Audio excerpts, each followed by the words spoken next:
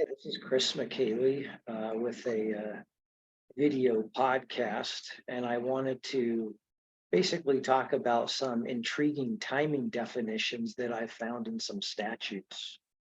Every year, I try to review the hundreds of bills that make their way to the governor's desk at the end of each session. And I came across a bill in the 2022 California legislative session that had several interesting definitions, and each definition related to the effective date of this particular act. So that's the act is, of course, the statutory scheme that was enacted by this particular bill. Now, the effective date is generally defined as the date that a bill is on the books, one of the code books.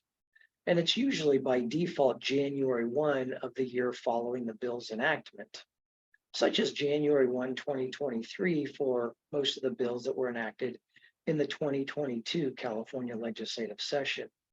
Remember that the effective date is distinguished from the operative date. Now, while the operative date is usually January 1 as well, it can actually be delayed several months or even a few years. So this particular bill that Governor Newsom signed in the 2022 session had three definitions of interest: hereafter, heretofore, and now.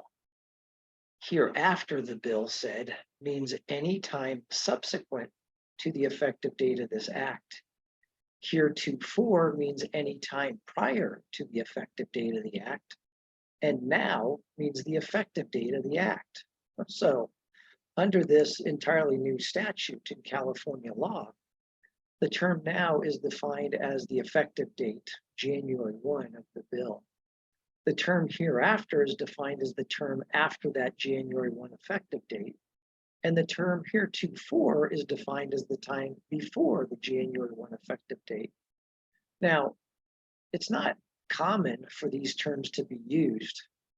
Nonetheless, hereafter I found in more than 900 statutes, and heretofore I found in more than 375 statutes.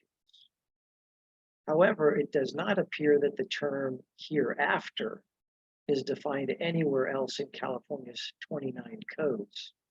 So the term heretofore is defined in just one other statute. What makes these terms unique is that they're often associated with legalese, a form of writing, which is generally viewed in modern day bill drafting to wanting to be avoided at all costs.